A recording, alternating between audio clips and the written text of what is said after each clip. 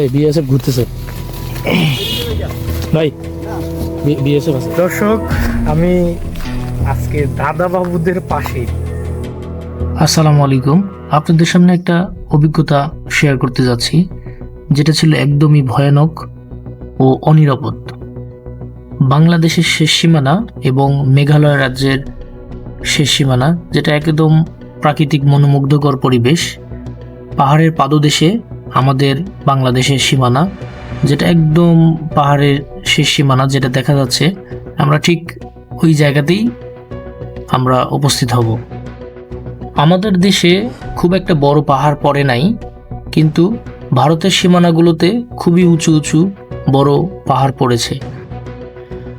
এই প্রাকৃতিক সৌন্দর্যের মাঝে যে অনেক ভয়ানক অনেক কিছু লুকিয়ে আছে, এটা আজকে আমরা দেখব। আমাদের প্রিয় লিটন ভাই আমাদের বাংলাদেশের শেষ সীমানার একমাত্র বাসিন্দা। লিটন ভাই, এই যে এটা হচ্ছে বাড়ি, এইটা বাড়ি, আর এই যে ভারতের সীমানা, এই যে ওই যে বর্ডার। সীমান্তবর্তী অঞ্চলের মানুষেরা কত অনিরাপদ জীবনযাপন করে, এটাই দেখতে আসা আমাদের মূল উদ্দেশ্য। তো লিটন ভাইয়ের সাথে আমরা যাচ্ছি, আমাদের শেষ গন্তব্য পর্যন্ত দেখব। স্যার, কেমন লাগছে? অনুভূতিটা কেমন লাগছে? এটা এক্সিলেন্ট। মজার ব্যাপার হচ্ছে যে আমরা আমাদের সীমান্তে দাঁড়ায় আছেন। এই যে এটা ভারত, হ্যাঁ, এটা এটা এটা ভারত। আচ্ছা, একটু দেখাই দেন। দর্শক, আসছি ইন্ডিয়ান সীমান্তে। এই যে আমি এখন ইন্ডিয়াতে দাঁড়ায় আছি। এটা আমাদের নোম্যান্স ল্যান্ডের পিলার। আমাদের এই পাশে ইন্ডিয়া, ওই পাশে বাংলাদেশ। এই যে আমাদের ইন্ডিয়ান কাঁটাতার। পার্শ্ববর্তী দেখেন পাহাড়ে এইখান থেকে একটা হাতি কিছুক্ষণ আগে নেমে আসছিল, আবার তারাই দিছে, উঠে গেছে উপরে। তো রিক্স হচ্ছে এই এলাকার জনগণের, যে কোনো সময় হাতি এসে পিষ্ট করে। তো যাই হোক দর্শক, ইন্ডিয়ান দাদাবাবুরা ওই পাশে, আমরা এই পাশে। তো একটা মজার বিষয়, আমাদের কৃষকেরা এইদিকে ধান আবাদ টাবাদ করে মোটামুটি অনেক সমস্যার সম্মুখীন হয়। তো আপনাদেরকে দেখাচ্ছি এই ইন্ডিয়ান এবং বাংলাদেশের সীমান্ত, আর বড় বড় অনেক পাহাড়। খুবই চমৎকার একটা দৃশ্য। আমরা ইন্ডিয়ার ভিতরে, আব্দুর রহমান বাংলাদেশে। আমরা সেখানে অবস্থান করতেই হাতির বিশাল একটা পাল পাহাড়ের উপরে অপেক্ষা করছিল, যে তারা সন্ধ্যা নেমে আসলেই আমাদের বাংলাদেশে নেমে আসবে। এই উঁচা বিভাগগুলো কাদের? আমাদের না? এটা স্যার, এই যে সীমানা, এই যে সীমানা, এই যে এই যে এই যে আশ্চর্যের বিষয় হচ্ছে, দেশভাগের সময়ে সবচেয়ে প্রাকৃতিক সৌন্দর্যে ভরপুর যে পাহাড়গুলো, সেগুলো ইন্ডিয়ার ভাগে পড়েছে, আর আমাদের ভাগে সমতল পড়েছে। তো সন্ধ্যার পরে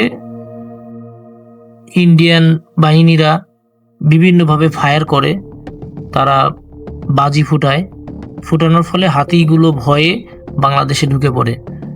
আর এই বুনো হাতি দলবল নিয়ে বাংলাদেশে অনেক বাড়িঘর, গাছগাছালি এবং ফসলের ক্ষতি করে। তারপরেও বাংলাদেশিরা এই বন্য প্রাণীর প্রতি কোনো অবিচার করে না। তবে ওই দেশ থেকে ঠিকই এই প্রাণী হত্যা বা ভয়ে আতঙ্কিত হয়ে বাংলাদেশে ঢুকে পড়ে। বাংলাদেশ, এই পার থেকে হাতি নেমে আসে, যে কোনো সময় নেমে আসতে পারে।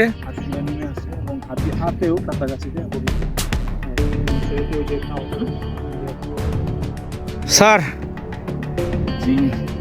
কেমন লাগছে স্যার? আসসালামু আলাইকুম প্রিয় ভিউয়ার্স, আমরা অলরেডি বাংলাদেশ সীমান্ত ক্রস করে নোম্যান্স ল্যান্ড, এই যে কাঁটাতারের বেড়া, যদিও কাঁটাতারের বেড়া ওই পাশে, তারপরেও আমরা যেখানে দাঁড়িয়ে রয়েছি এটা হচ্ছে যে ইন্ডিয়ার সীমান্ত। আমরা এখানে দেখলাম পিলার দেওয়া আছে, পিলার ক্রস করে চলে আসছি অলরেডি চলে আসছি। প্রশাসনের অনুমতি ছাড়া এ ধরনের নোম্যান্স ল্যান্ডে যাওয়া একদমই বেআইনি, কিন্তু তারপরে আমরা জাস্ট অভিজ্ঞতা নেওয়ার জন্য এবং দর্শক আপনাদেরকে দেখানোর জন্য আমরা এই রিস্কটুকু নিয়েছি। তবে অনেকেই বর্ডার দেখে নাই, আসলে বর্ডার দেখতে কেমন এটা জানার জন্য অনেকের কৌতূহল। তো এটার জন্যই আসলে আগ্রহী হয়ে আমরা এটা করেছি। এটা একেবারে শেষ সীমানা। এই যে হাতি এখান থেকে নেমে আসে যে কোনো সময় যে কোনোভাবে। এগুলো পরিষ্কার করছে কে ভাই? এই যে ইন্ডিয়ান, এরা কি আবাদ করে না? এই জমিতে আবাদ করে না? আপনারা দেখতেছেন এই যে গুরুস্থানগুলা, এগুলা কবর? আমাদের ইন্ডিয়া যারা আছে এই যে সীমান্তের কাছে আর কি, তারা এসে এখানে এই পাশে কবর দেয়। হ্যাঁ এখানে কবর দেয়। এই যে আসেন, এই যারা এই যে খ্রিস্টান আছে ওই পাশের, বা খ্রিস্টান হোক বা গারো হোক, গারো আদিবাসী, ওরা ওই ইন্ডিয়ান আদিবাসী গুলা এই যে বর্ডার দর্শক, এই যে কাঁটাতার। মেঘালয় রাজ্য জুড়ে বৃহৎ একটি জনগোষ্ঠী গারো আদিবাসী। তারা মূলত বাংলাদেশ সীমান্তবর্তী অঞ্চলেই বসবাস করে। তারা মারা গেলে তাদের মৃতদেহ এই বাংলাদেশ সীমান্তবর্তী অঞ্চলগুলোতে কবর দেওয়া হয়। তো এই অঞ্চলগুলোতে মানুষ খুব কম যাতায়াত করে। এখানে কি আপনারা নিয়মিত যাতায়াত করেন এদিকে? এই সাইড দিয়ে মানুষ খুব কম যাতায়াত করে। তবে আমরা এখন যেদিকে প্রবেশ করতেছি এটা একদম ভয়ঙ্কর একটি গুহার মতো, পাহাড় কেটে রাস্তা বানিয়েছে। ভালো রিক্স।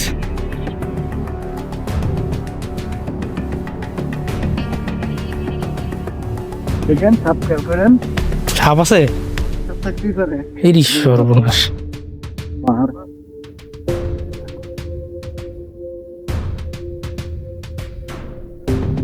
এটা হচ্ছে ইন্ডিয়ার রাস্তা। এই যে কি অবস্থা বন্ধুরা, হাতি তো ওইখানে আছে। আমার তো শরীর হিম হয়ে যাচ্ছিল। একদিকে বিশাল হাতির বহর, যে কোনো সময় এসে আক্রমণ করতে পারে, আরেকদিকে বিএসএফ এর আক্রমণ। তো জানি না, কপালে আল্লাহ ভালো কিছু লিখে রেখেছিল। ইন্ডিয়ান আদিবাসী, ইন্ডিয়ান বর্ডার একদম কাছে।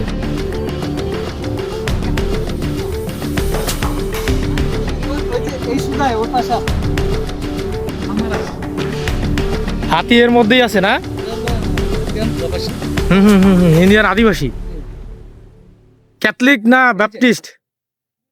ওফ নাইস।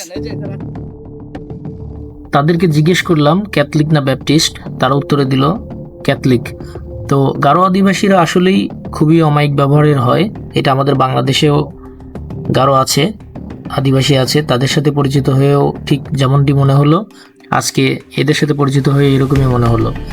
তো আরেকটি জিনিস খেয়াল করলাম, মেঘালয় রাজ্যের যাতায়াত ব্যবস্থা, পাহাড় কেটে রাস্তা খুবই উন্নত এবং তারা যাত্রীদের প্রাইভেট কারে সার্ভিস দেয় সম্ভবত, আমি এটাই দূর থেকে দেখলাম।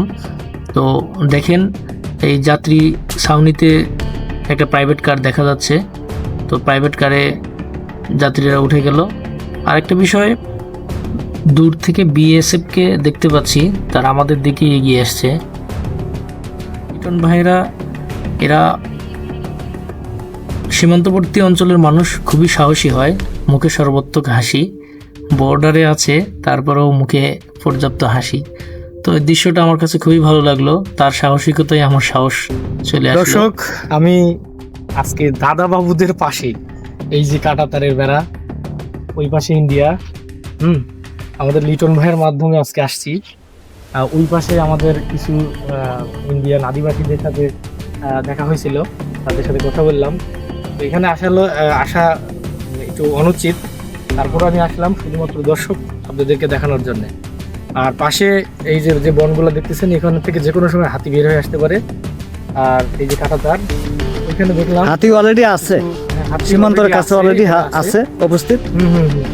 এখানে পাশে ফায়ার হচ্ছে হাতির জন্য, হাতি যেন বাজি বাজানো হচ্ছে, যেন ক্ষতি না করে। বিএসএফও নাই, এখানে লাইট আছে। আর এখানে দেখলাম যে কিছু গাড়ি আছে, তাদের অনেক আধুনিক জীবনযাত্রা, তাদেরকে নিয়ে এইভাবে চলে যায় না এই টিলাতে।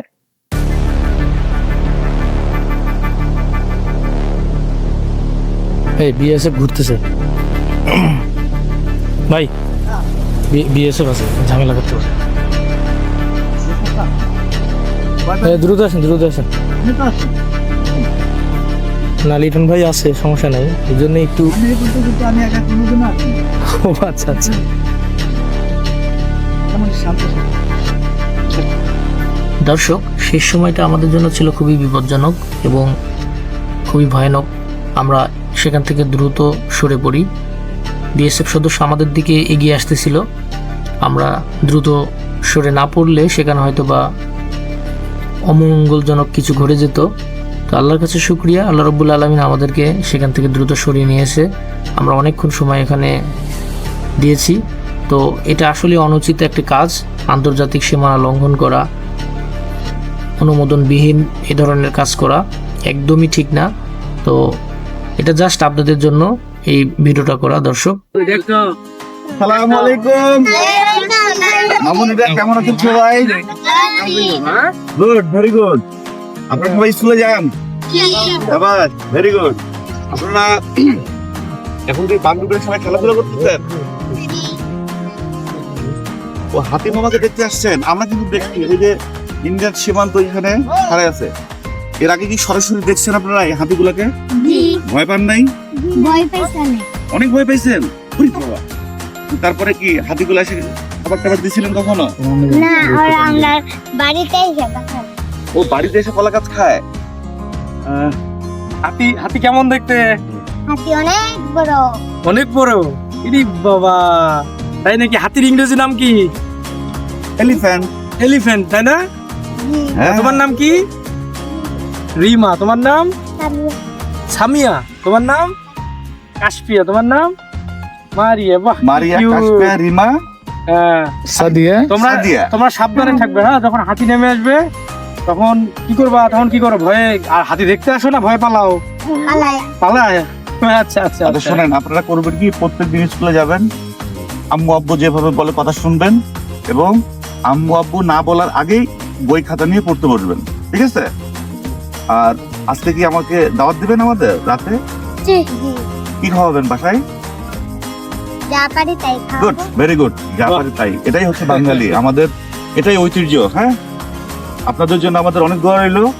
ভালো থাকো তোমরা, অনেক ঠিক আছে? বড় হবা, আমরা ঠিক আছে? যদি আবার আল্লাহ বাসায় কোনোদিন আসি, আবার আপনাদের সাথে দেখা হবে ইনশাল্লাহ। হ্যাঁ, তোমরা আল্লাহ কোন হাফেজ। ক্লাসে পড়ো? কোন ক্লাসে পড়ো বললে সবাই? তৃতীয় শ্রেণী। দ্বিতীয় শ্রেণী। বাহ, তাহলে আল্লাহ হাফেজ।